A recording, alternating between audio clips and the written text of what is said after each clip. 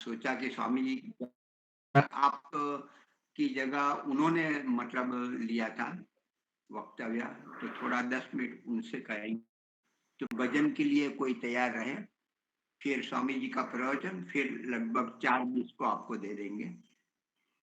कोई बात नहीं प्रार्थना। 25 ले प्रार्थना। तो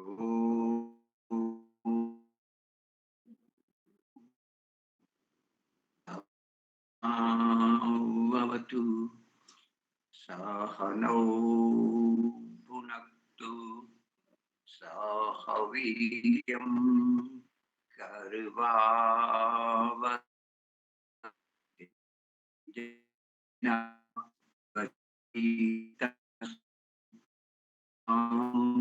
द्विषावहै। ओम शांति शांति शांति। सबको सादर नमस्ते जी। जी, भजन कोई गाना चाहते हो? प्रवीणाबेन ठक्कर मुंबई से वो गा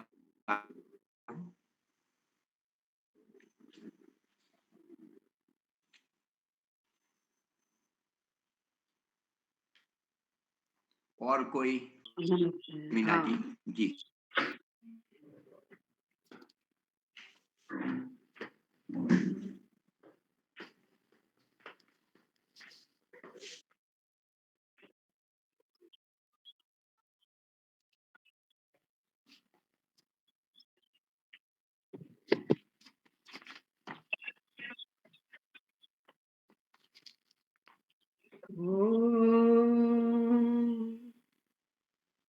नेकी के कर्म कमाए जा रे दुनिया से जाने वाले। नेकी के कर्म कमाए जा रे दुनिया से जाने वाले। यह तन तेरा तरवर है, नेकी एक चीर सगर है। यह तन तेरा तरवर है, नेकी एक चीर सगर है। इस तरवर के फल खाए जा रे दुनिया से जाने वाले। ओ इस तरवर के फल खाए जा रे दुनिया से जाने वाले। यह धन यौवन संसारी है, 2 दिन की बुलवारी। यह धन यौवन संसारी है, 2 दिन की बुलवारी। कोई खुश रंग फूल खिलाए जा रे दुनिया से जाने वाले। नेकी के कर्म कमाए जा रे दुनिया से जाने वाले। तुझसे धन अंत छुटेगा, जाने किस राह लुटेगा। तुझसे धन अंत छुटेगा, जाने कौन सी राह लुटेगा। इसे परहित हेत लगाए जा रे दुनिया से जाने वाले। नेकी के कर्म कमाए जा रे दुनिया से जाने वाले। यह कंचन काया तेरी होए अंतराक की डेरी। यह कंचन काया तेरी होए अंतराक की डेरी। इससे जो बने बनाए जा रे दुनिया से जाने वाले। नेकी के कर्म कमाए जा रे दुनिया से जाने वाले, दुनिया से जाने वाले। धन्यवाद समय देने के लिए मुनि जी और बहन जी दीपालिका जी का बहुत बहुत धन्यवाद। बहुत ही सुंदर। बस वही ले जाना है जो हमारे काम में आना, नेकी कर ले, अच्छा काम कर ले, पुण्य कमा ले। अभी हमारी यही उम्र है। तो हमारे स्वामी प्रशांतानंद जी जो गुजरात के हैं, तो उनको मैं निमंत्रित करता हूँ 15 मिनट के लिए अपना वक्तव्य आशीर्वाद प्रदान करें। स्वामी प्रशांतानंद जी, हाँ, वो कल अलीगढ़ गुरुकुल जा रहा है, तो मैंने सोचा कि उनको 15 मिनट दिया जाए। अलका बहन जी का समय है, उनसे भी क्षमा प्रार्थी हूँ कि हाँ जी प्रारंभ करें। नमस्ते जी, सब लोग ठीक हो ना? इस जीवन में यह लोक और परलोक दोनों सुंदर होने चाहिए। तो मैं आशा करता हूँ आप स्वस्थ और दीर्घायु होंगे और परिवार भी सुखमय होगा।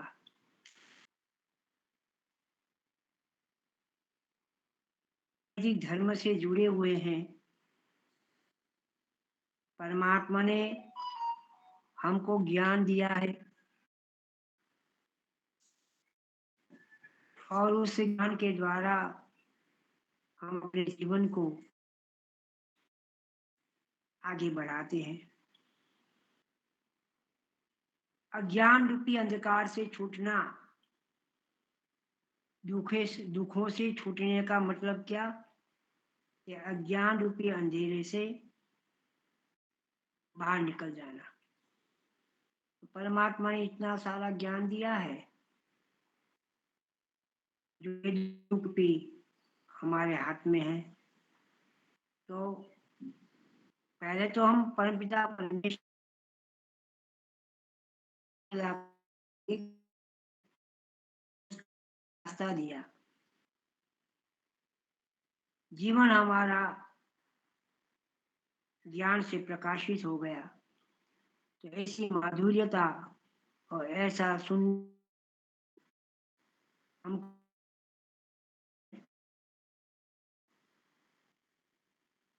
इस जीवन को जब हम देखते हैं, चारों तरफ केवल अपना ही स्वार्थ है और स्वार्थ के वशीभूत लोग केवल अपने तक सीमित होते हैं। संसार के प्रति इनकी भावना नहीं होती, दूसरे के कल्याण के प्रति इनकी भावना नहीं होती, और वो भी नहीं करेंगे इस कार्य को। तो जैसे अभी आपने भजन गाया, तो कर्म कमा जा रे, धर्म का कर्म है, वो जब होगा ही नहीं तो पुण्य हमें मिलेगा नहीं, और जब पुण्य नहीं मिलेगा तो सुख भी नहीं मिलेगा।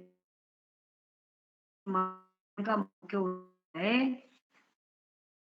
तो सुधारना और सुधार करना।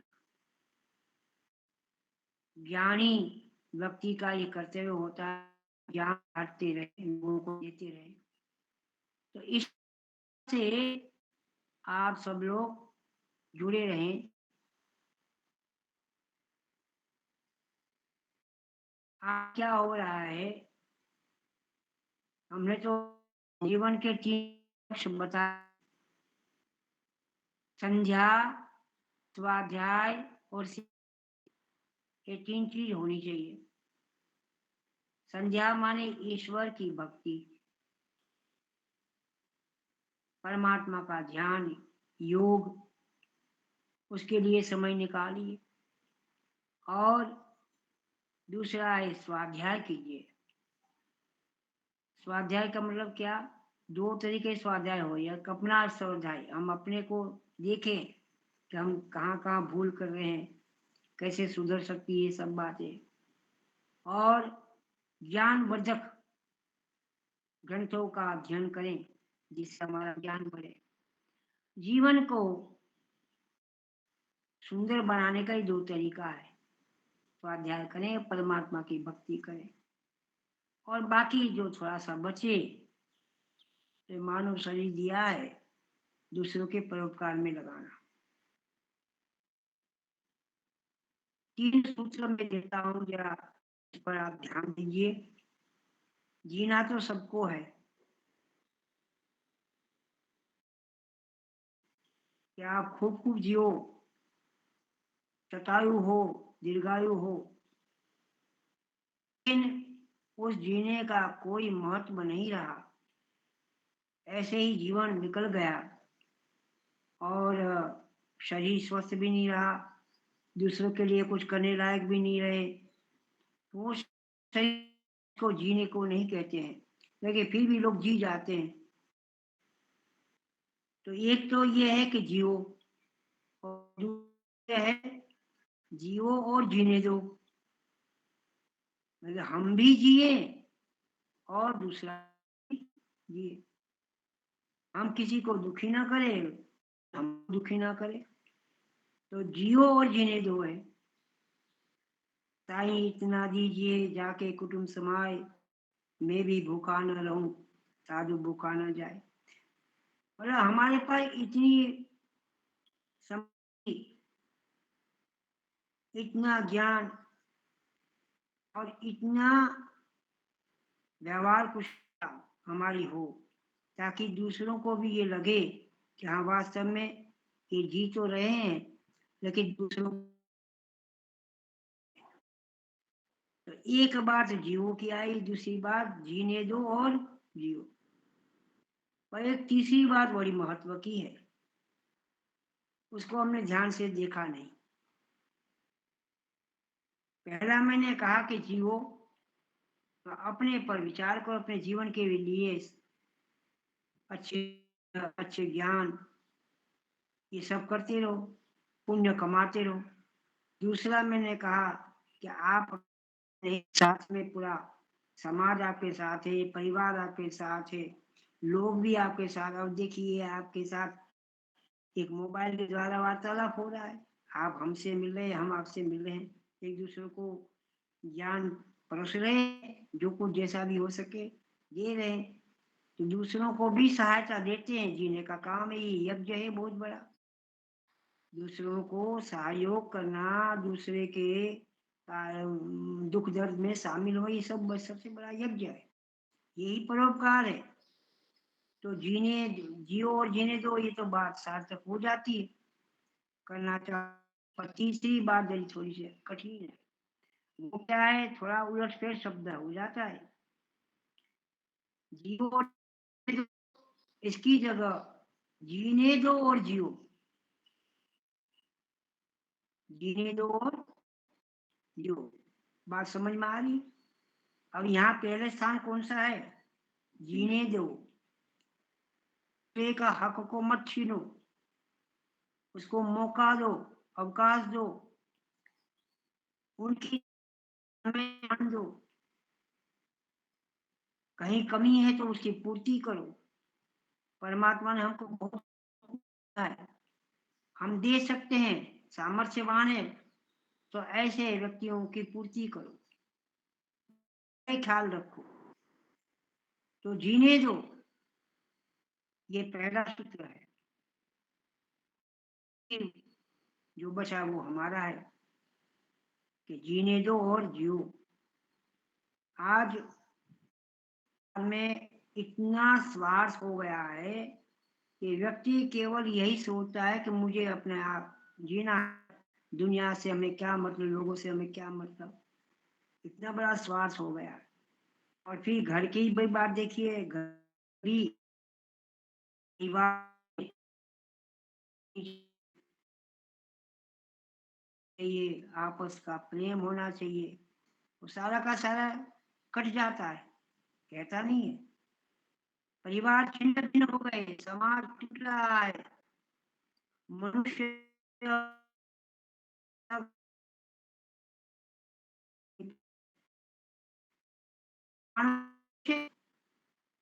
તમે વાંચી કોઈ ને મળી ये पुस्तक? हमारे आर्य समाज में आर्य व्यक्ति नाम एक सन्यासी है। वो कह रहे हैं कि मैं मनुष्य को ढूंढ रहा हूँ, मुझे मनुष्य नहीं नहीं मिलते हैं।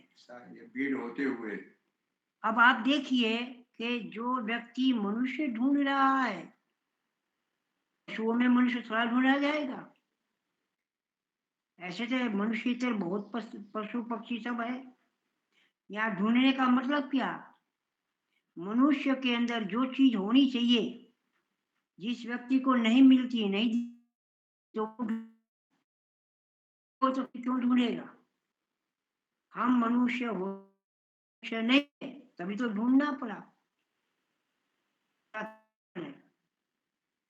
एक बड़ा अच्छा श्लोक, येषाम न विद्या न तपो न दान ज्ञानम न शीलम न गुणो न धर्म, ते मृत्युलोके भूता मनुष्य रूपेण विकासचन्ति। देखो कितनी बड़ी बात कही। मनुष्य के लिए क्या? जिसके पास येषाम न विद्या, जिसके पास विद्या, येषाम न विद्या न तप, कोई तप न हो, येषाम न विद्या न तपो न दानम, कभी कभी दान भी नहीं किया किसी ने। मनु महाराज ने तो कहा है, धर्म मनुस्मृति में बताया कि अपनी इनकम में, अपनी आय का 10 हिस्सा आप दान करो, बाकी अपने पास 90 अपने पास रखो, पर 10% आप दान करो। अब देखो समाज में दान की प्रक्रिया नहीं हो रही, कोई दान करना ही नहीं चाहता। सामाजिक बहुत से कार्य पड़े रहे हैं कि जिसमें दान की आवश्यकता है। ऐसे ऐसे गुरुकुल चलने चाहिए। गुरुकुल की आर्थिक स्थिति खराब है, कोई बच्चे पढ़ाना नहीं चाहता गुरुकुल में, तो ज्ञान कैसे बढ़ेगा? और दान की कीमत क्या होगी फिर? येषाम न विद्या न तपो न दानम ज्ञानम न शीलम, चरित्र निर्माण बिल्कुल नहीं है। मनुष्य मनुष्य से भयभीत है। सच कह रहा हूं मैं, लग रहा है आपको? मनुष्य मनुष्य से भयभीत है। 13 वर्ष की बच्ची पर कितने टूट पड़े, कितने आज सुरक्षा नहीं है घर में भी। आप तो देखते ही होंगे मोबाइल में, पत्नी पति को मार देती है, पति पत्नी को मार देता है, भाई भाई को मार देता है। केवल मारने का रहेगा मच्छर की तरह। कैसे मारते हैं? जैसे हो जाता तो मच्छर की तरह मार देना। न कोई इनके अंदर दया की न करुणा की बात। ये मनुष्य में एक वो मूल ये चीज है कि हम इस बातों को से बहुत दूर चले गए। येषाम न विद्या न तपो न दानम, है नहीं। बच्चों को अच्छे संस्कार नहीं दे रहे, ये भी दान है। पति पत्नी का जो धर्म है निभाना, एक दूसरे के प्रति सहानुभूति रखना। नरक कहाँ है? स्वर्ग नरक हम लोग कहते हैं ना, स्वर्ग तो यहाँ है और नरक भी यहाँ है, पर यहाँ तो स्वर्ग कहाँ है? जिस घर में एक दूसरे की बात जाए मानी, घर की निशानी, वो है स्वर्ग, जिसमें सभी लोग आपस में बैठकर सुख भोगते, तो स्वर्ग है। और नरक कहाँ चल रहा है? अस्पताल में। अस्पताल में भी बहुत लोग गए थे, किसी का हाथ टूटा, किसी का पेट टूटा, करा रहे हैं, दुखी हो रहे हैं, पूरे पूरे अस्पताल भरा पड़ा है, तो नरक है ये। दुख का नाम नरक और सुख का नाम स्वर्ग। अब हमें क्या चाहिए? यदि हमें सुख चाहिए तो सुख के प्रति उसका लिए प्रयास करो, मनुष्य बनो तो सुख मिलेगा। जो व्यक्ति चरित्रवान होता है, जो व्यक्ति पढ़ता है, स्वाध्याय करता है, चिंतन करता है, ईश्वर की अनुभूति करता है, भोग विलासों से दूर रहता है। भौतिक संपत्ति सुख तो देती है, लेकिन वो क्षणिक सुख है, वो हमेशा नहीं रहता, वो दूर रहती है। पंखा चला तो गर्मी में और बिजली चली जाए, कूलर बंद हो जाए। हाँ, केस आया आगरा में, दोनों पति पत्नी कूलर चालू रख के सो गए आगरा में, और पता नहीं कहाँ से करंट आ गया, कूलर में करंट आ गया। अच्छा, कूलर में दोनों पति पत्नी पास में सोते थे, मर गए। चार बच्चे दूसरे थे। सुबह में चार बच्चे उठे तो पापा मम्मी सब दरवाजा तोड़ के खोल के फिर पुलिस को रिपोर्ट करी वगैरह सब चला। तो कहने का मतलब ये, इतनी सुख संपदा होने पर भी जीवन की सलामती नहीं है। तो ये है, इस जीवन का यही उपयोग करना है। ये चरित्रवान बनने के लिए ये सद्गुणों को धारण करना पड़ेगा। ये हमारा यज्ञ है। हम स्वाहा स्वाहा करते हैं, स्वाहा स्व आह, सुंदर वाणी बोलना ये स्वाहा है। वेदों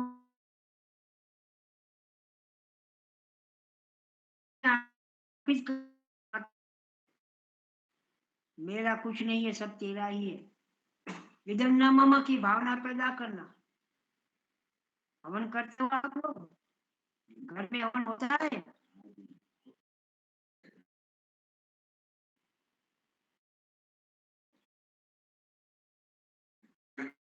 करते होंगे, तो हवन करना चाहिए, क्योंकि महर्षि दयान ने इसका जवाब दिया है कि जो हवन नहीं करता उसको पाप लगता है। तो क्या कारण पाप लगता है? हवन न करने से पाप लगता है, इससे कैसा? उन्होंने बताया कि मनुष्य जितना गंदगी करता है उतना ही दुख पैदा होता है। पर्यावरण गंदा है तो दुख पैदा होगा, तो पाप होगा कि नहीं? दूसरों के लिए हम हानि पहुंचाते हैं। तो यज्ञ करना है तो येषाम न विद्या न तपो न दानम ज्ञानम न शीलम न गुणो न धर्म। न कोई गुण है न कोई धर्म है। येषाम न विद्या न तपो न शीलम न गुणो न धर्म। ये मनुष्य होते हुए भी धरती पर पशु की तरह जीते हैं, मनुष्य नहीं बन पाते। मनुष्य नाम की संज्ञा इनको नहीं दी जाती। तो हम श्रेष्ठ मनुष्य बने, उत्तम कर्म करें, उत्तम पदार्थ खाएं और अपने जीवन में उत्तम कर्मों के द्वारा दूसरों सुख पहुंचाए। तो जीने दो और जियो, सार्थक होगा। तो तीनों सूत्र आपके सामने रखना है। अकेले जीना नहीं है, दूसरे के साथ भी रहकर उनको भी सुख पहुंचाना है। और यह तो ऐसा है कि आप भले कष्ट सहन करो लेकिन दूसरों को सुख पहुंचाओ, तो ये मानवता की कीमत होगी। मनुष्यपन का यही एक रहस्य है। मेरा यही नम्र निवेदन है और आशीर्वाद भी है कि आप लोग इस परोपकार को आगे बढ़ाओगे, जीवन को सार्थक करोगे और उत्तम कार्य करके इस जीवन को मोक्ष की ओर ले जाओगे, दुखों से छूटोगे। ओम शम कल्याण मस्तु।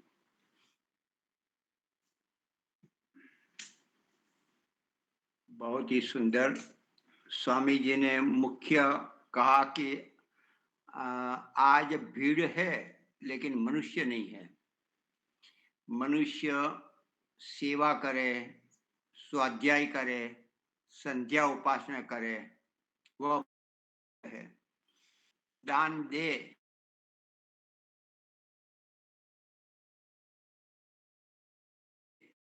प्रकार की आपने बातें बताई, खूब धन्यवाद। इतने बिल्कुल मित्र पक्के हो गए, सभी को ऐसा ही लगता है। इतने सरल हमारे स्वामी जी है, उनका खूब पुनः आभार धन्यवाद प्रकट करता हूँ। दूसरे हमारे मुख्य जो वक्ता है अलका जी, उनको मैं निमंत्रित करता हूँ, प्रारंभ करें। अलका जी।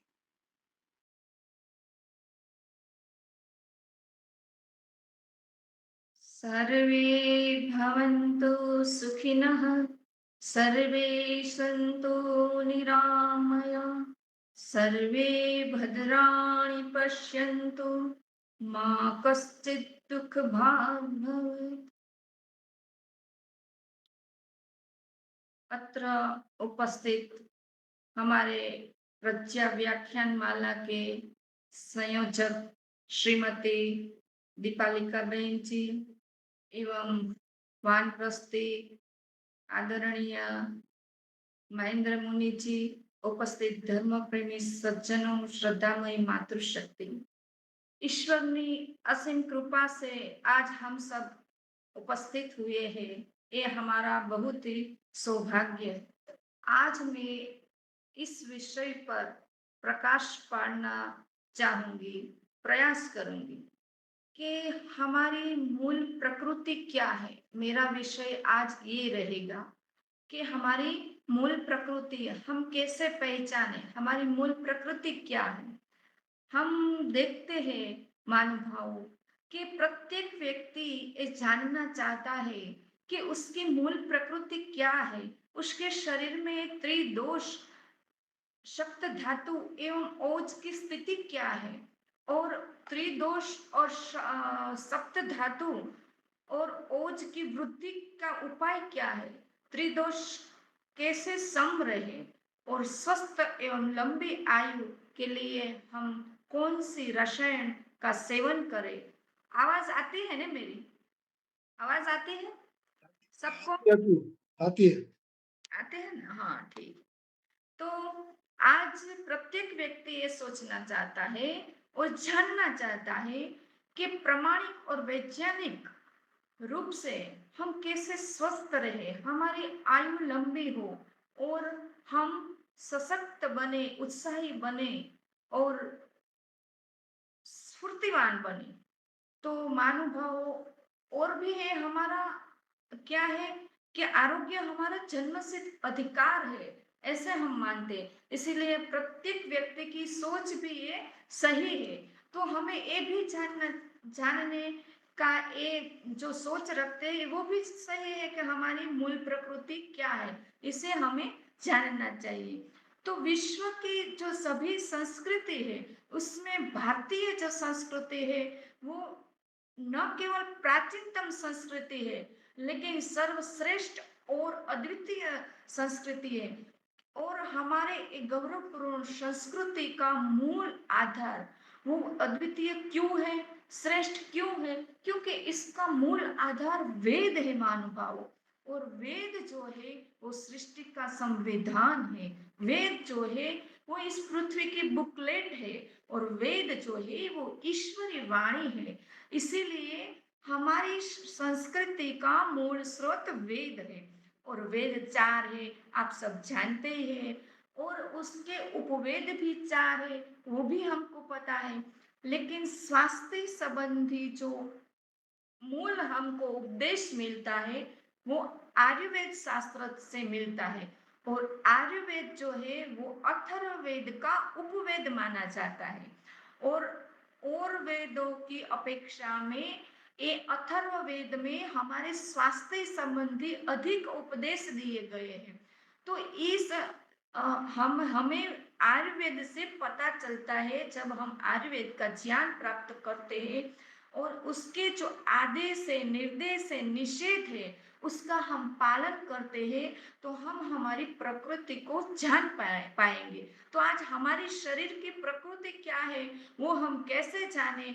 तो इस विषय में सबसे पहले जो हमारे त्रिदोष है, सप्त धातु ओज और सब आते हैं, लेकिन सबसे पहले त्रिदोष आते हैं, यानी कि वात पित्त और कफ। ये जो त्रिदोष है उसको हम पहले अपने आप में परिचय करेंगे हम।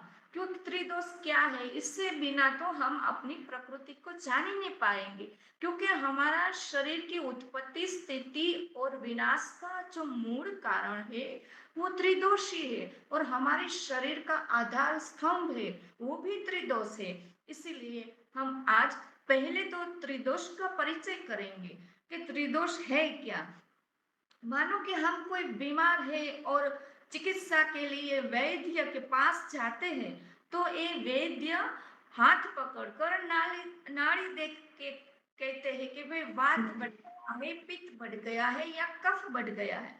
तो हमको ये पता नहीं चलता कि भाई वात क्या तत्व है, पित्त क्या तत्व है, कफ क्या तत्व है।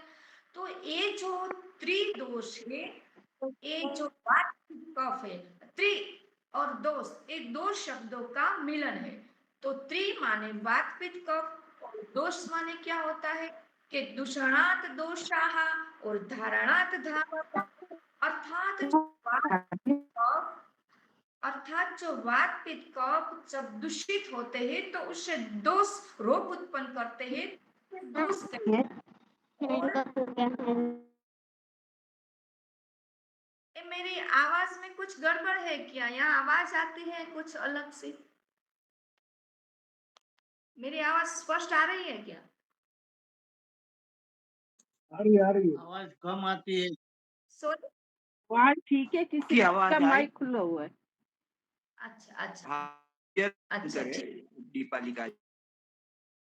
अच्छा, तो ये जब दूषित होकर रोग उत्पन्न करते हैं तो उसे दोष कहते हैं, दोष मानते हैं।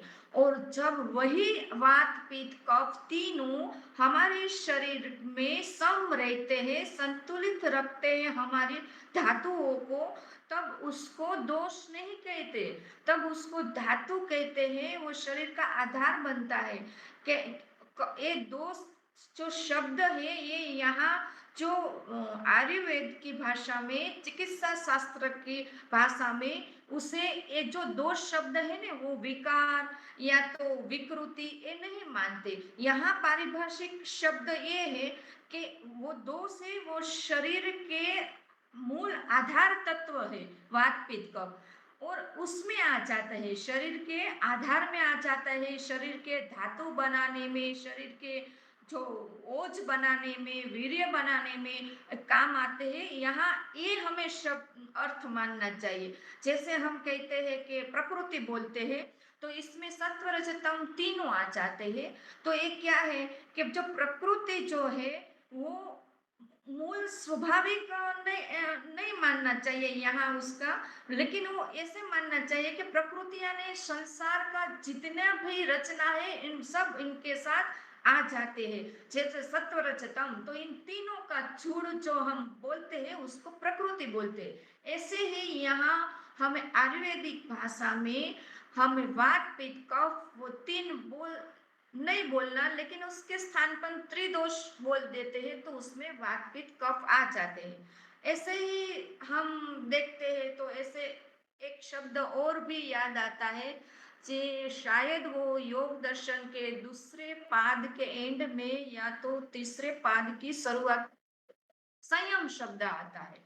तो संयम शब्द में क्या होता है, इसमें धारणा, ध्यान और समाधि तीनों आ जाते हैं। तो बारंबार हमें ये नहीं बोलना पड़ता कि धारणा, ध्यान, समाधि। जब संयम बोलेंगे तो इसमें तीनों समझ लेना चाहिए। जैसे प्रकृति बोलेंगे तो इसमें सत्व रजतम तीनों आ जाएंगे। इसी तरह यहाँ जो दोष बोलेंगे तो इसमें वात पित्त और कफ तीनों आ जाएंगे।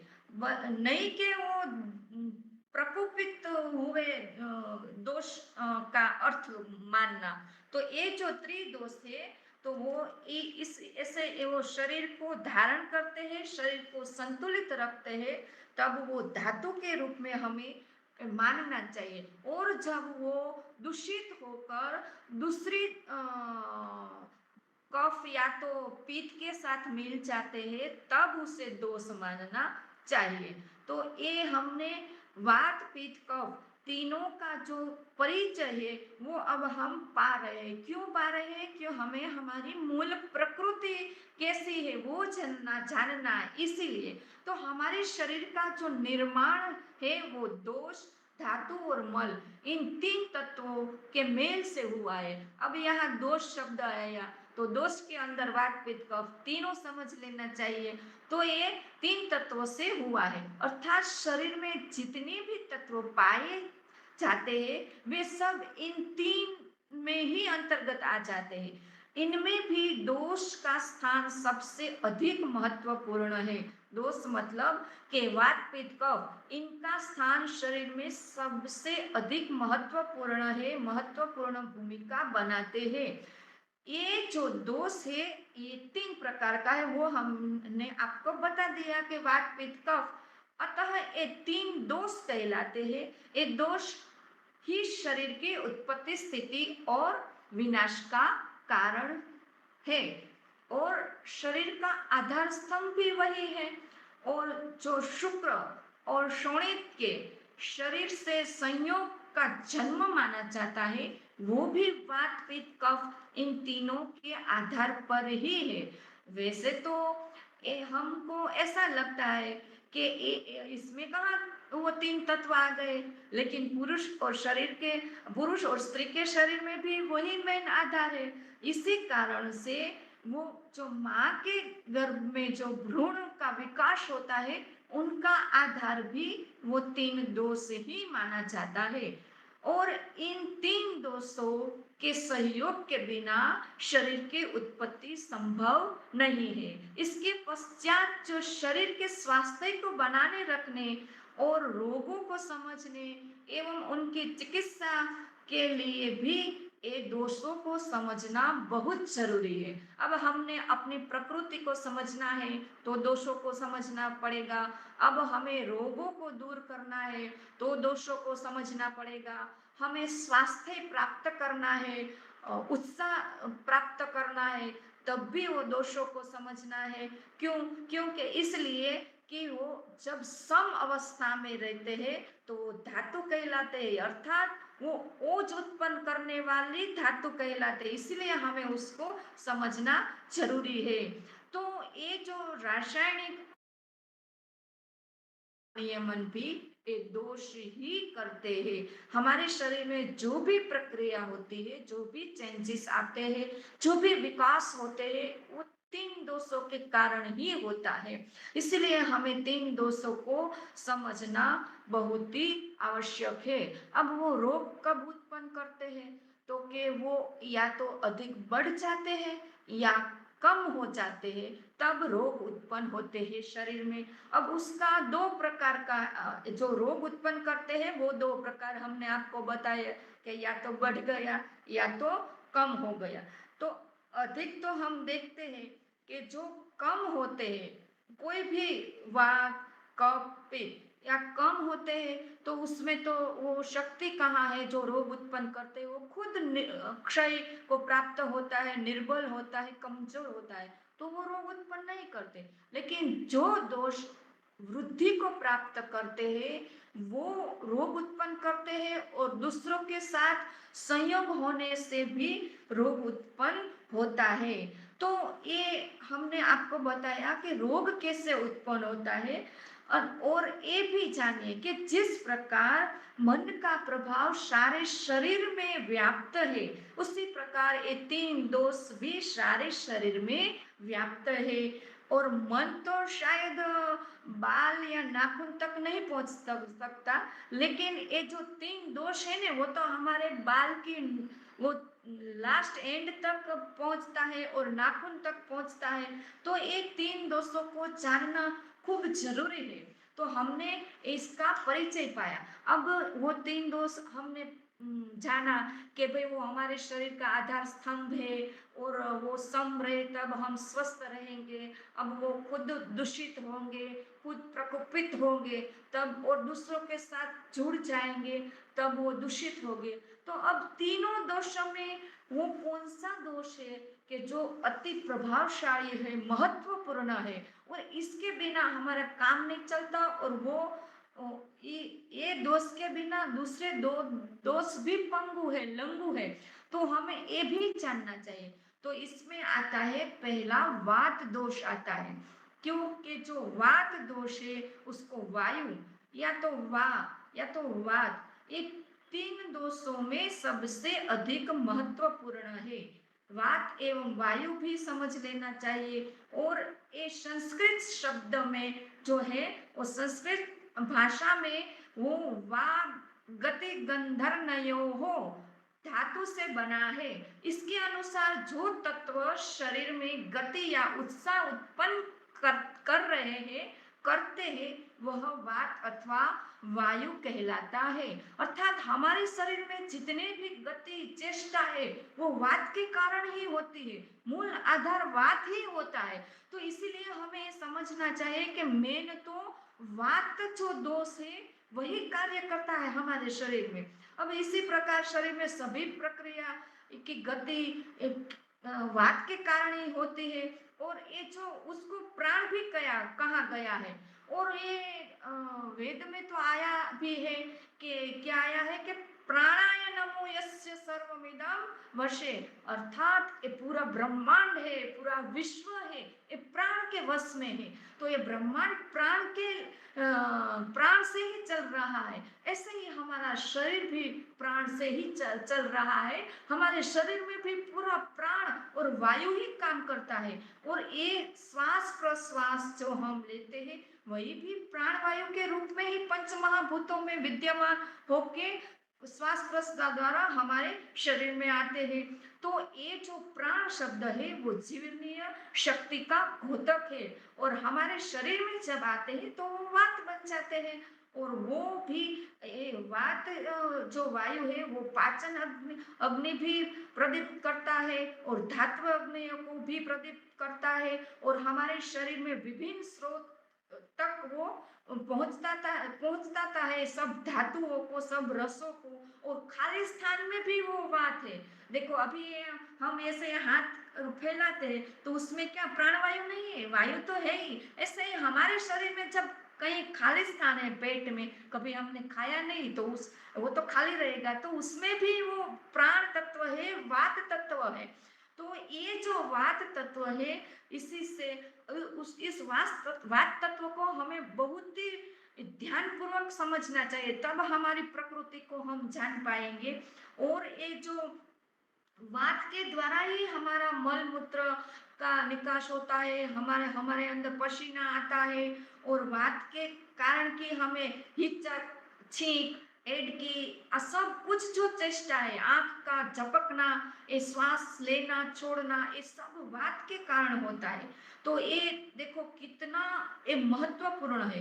अब वो वात किसी और धातु से जब मिलता है तब वो प्रकोपित होकर, दूषित होकर किसी दूसरे धातु से मिलता है, तब वो रोग उत्पन्न करता है।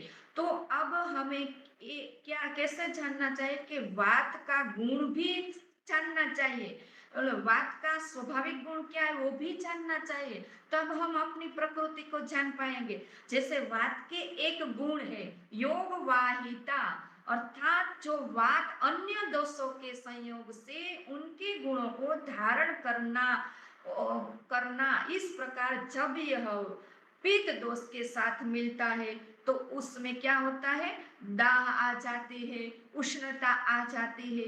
और जब वो कफ दोष के साथ मिलता है तो उसमें शीतलता आ जाती है, गीलापन आ जाता है, क्योंकि इसका गुण है योग माने जुड़ना। और जिसके साथ जुड़ जाते हैं उसका वो आ जाता है संग। हमारे जो गुजराती में कहावत है कि संग रंग ऐसा संग, जिसके साथ बैठो उसका कुछ न कुछ तो आ ही जाता है।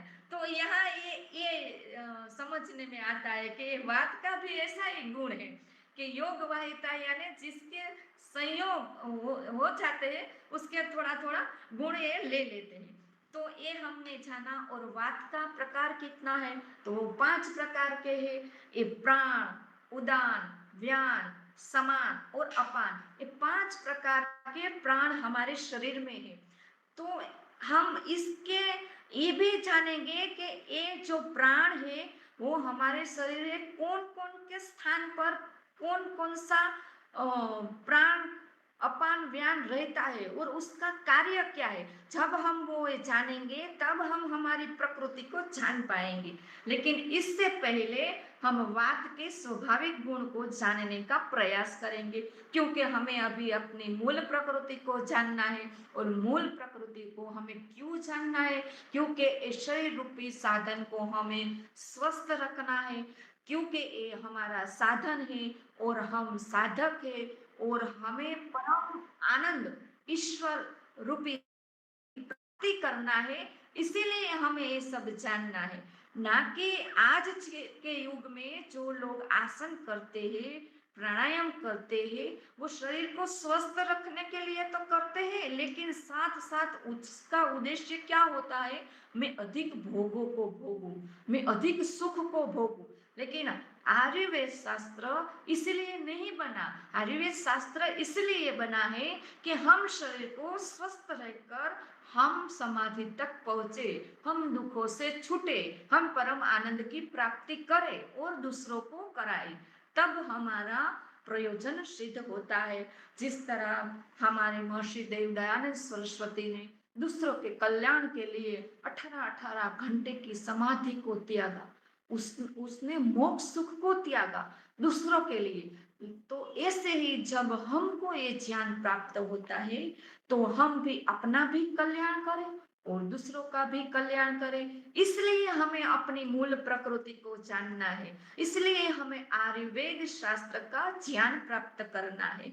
तो अब हम वात के स्वाभाविक गुण को जानने का प्रयास करेंगे, क्योंकि मूल शरीर में वही काम करता है, इसलिए उस पर अधिक हम जोर देते हैं कि उसको जान पाएंगे, वो बात को जान लेंगे तो हमारा अधिकांश हमको शरीर की प्रकृति समझ में आ जाएंगी और उसका हम उपाय कर सकते हैं।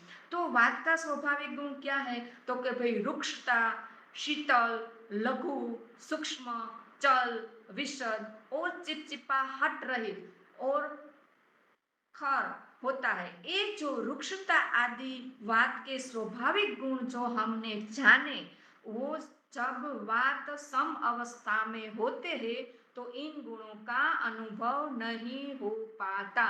जैसे हम योग दर्शन पढ़ते हैं तो पूज्य स्वामी सतपति जी हमको सिखाते थे, तो मेरे को याद है कि हमारे अंदर जब काम, क्रोध, लोभ, मोह दबे हुए होते हैं, वो दिखाई नहीं देता सबके साथ जब हम व्यवहार करते हैं। लेकिन जब ऐसे अनुकूल आते हैं, वातावरण ऐसे मिलते हैं, तो हमारे अंदर उभर जाते हैं, दिखने को मिलते हैं।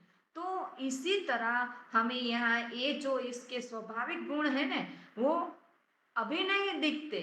तो ये सम अवस्था, अभी मतलब जब सम अवस्था में होते हैं तो वो इनके गुण नहीं देख पाते हैं। अभी तो उत्साह, श्वास लेना, श्वास छोड़ना आदि कर्मों से ही वात की उपस्थिति का पता चलता है।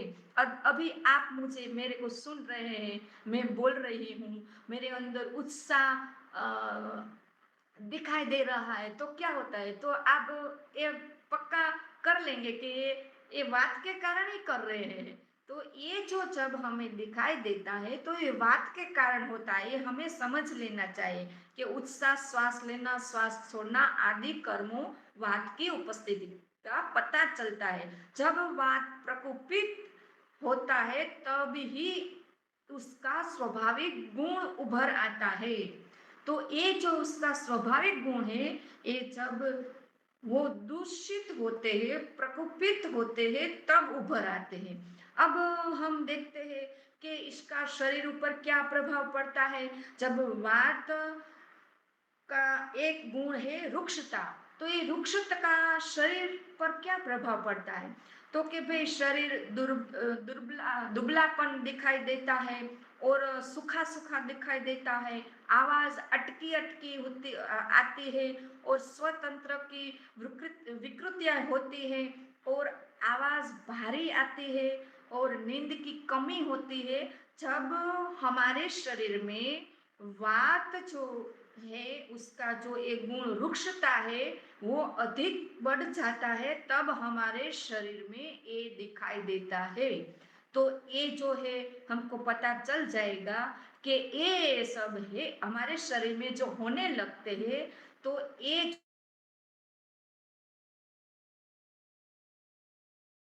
बात का, तो हम तुरंत उसके उपाय करेंगे। अब शीतलता आती है, तो शीतलता ये भी स्वाभाविक गुण है बात का। तो इससे क्या होता है, हमारा शरीर पर क्या प्रभाव पड़ते हैं? तो इसके प्रभाव पड़ते हैं कि वो शीतल पदार्थ सहन नहीं कर पाते हैं और जल्दी प्रभावित हो जाते हैं और कंपन जकड़न की भी अधिकता होती है। तो ये जो वात के बारे में विषय चल रहा है, अब हमारी प्रकृति का विषय चल रहा है। अभी वो एक कक्षा में नहीं होंगे, वो 4-5 कक्षा लगेगी, क्योंकि ये विषय इतना गहरा है। तो अब मेरे को ऐसा लगता है कि अभी वो थोड़ा 2 मिनट का समय है। तो ये जो वात जो प्रकृति जानी चाहिए। तो अब हमने ये बताया कि उसकी रुक्षता, शीतलता, ऐसे ही और भी शरीर में जो जो बात के गुण प्रभावित होंगे, तो उसके शरीर में चेंजेस आएंगे, तो हमें पकड़ पाएंगे। तो आज हम बात का आपको आधा गुण बताए, अभी आधा बाकी है। तो अगले एपिसोड में हम आपको बताएंगे और भी पित्त प्रकृति, कफ प्रकृति, ये तीनों जानेंगे, तब हम हमारी मूल प्रकृति को पहचान पाएंगे। और हम हमारी मूल प्रकृति को पहचान पाके ही हम उसका उपाय करेंगे और स्वस्थ रहेंगे। तो आज मैं इतना कहकर मेरी वाणी को विराम देती हूँ। आप सभी का बहुत बहुत धन्यवाद और हमारे महेंद्र मुनि जी का भी बहुत बहुत धन्यवाद, क्योंकि ये जो मैं आपके सामने प्रवचन करती हूँ ना, तो उसमें मुझे मेरा भी दोष कमी दिखाई देती है कि ओहो, मैं पहला कुंजन क्रिया करती थी, अभी 1 साल से छोड़ दिए, वीक में एक बार कर लेती थी। तो ये करनी चाहिए। तो ये तो बहुत है, ये वो हमारे आर्य समाज का नियम है, वेद का पढ़ना पढ़ना, सुनना सुनाना सब आर्यों का परम धर्म है। तो परम धर्म के साथ साथ हमारा भी कल्याण होता है।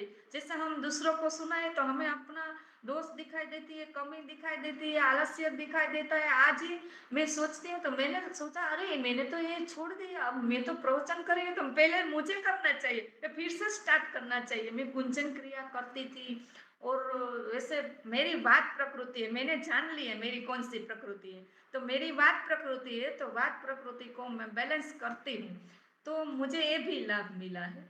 तो आप सभी का बहुत बहुत धन्यवाद। बहुत धन्यवाद हल्का बहन। बहुत ही सुंदर। आपको याद आ जाएगा, आप जरूर स्वाध्याय पुनः चालू करिए, बोलना चालू करिए, चिंतन चालू करिए। अपना ही घर है, अपना ही परिचय लोगे आप तैयार करके, गुरुवार को हम देते रहेंगे। जब जब कोई आकस्मिक कोई आ जाता है तो उनको भी समय देंगे, लेकिन अपनी तैयारी रखिए। आपने वात के लिए, वायु के लिए पहले तो 3 प्रकार उनकी बात की, फिर आपने दोष वो भी बात बताए, फिर आपने बात कही कि वायु और दूसरा प्राण की बात कही। तो थोड़ा मैं स्पष्ट करना, जो वायु है वो एक ठोस है, जो विकार रूप में आता है, जो रोग के रूप में उभरता है। और दूसरा प्राण शक्ति है, वह अति सूक्ष्म होती है। वायु से प्राण शक्ति, जिससे वायु दौड़ता है, जिससे शुद्धिकरण होती है, ये बहुत सारा प्राण उनसे भी सूक्ष्म है, जो समस्त ब्रह्मांड में है प्राण शक्ति। और वही प्राण शक्ति हमारे यहाँ आती है और वायु के सहयोग से हमारे आती है। इसमें पान अपान समान उदान है, प्राण वायु एक ही है, जो प्राण शक्ति वाला है। और विभाजित होकर अनेक अंगों में जाकर उनका नाम बदल जाता है, उसका कार्य बदल जाता है। और वायु के आपने रुक्षता की बात कही, और दूसरा भी आपने बताया, और भी आगे बताएंगे तो हमें अच्छा लगा। और भी आपको तो हम बीच में कहते रहेंगे, कोई विरोध की बात नहीं है, लेकिन प्राण शक्ति और वायु वो थोड़ा अलग है, बहुत ही विशेष। और प्राण विज्ञान आज वो जानता नहीं, विज्ञान उनके लिए भी ढूंढ हमारे शास्त्रों में है, लेकिन आज का शक्ति को अभी ढूंढना बाकी है, वो अलग ही विज्ञान है। तो ये भी हमें समझना चाहिए। आप स्वाध्याय करेंगे, हमें और लाभ मिलेगा। दोनों सब भी हम सुनते हैं। तो आपका खूब खूब पुनः आभार मानता हूँ। जी, शंकर जी यदि हो तो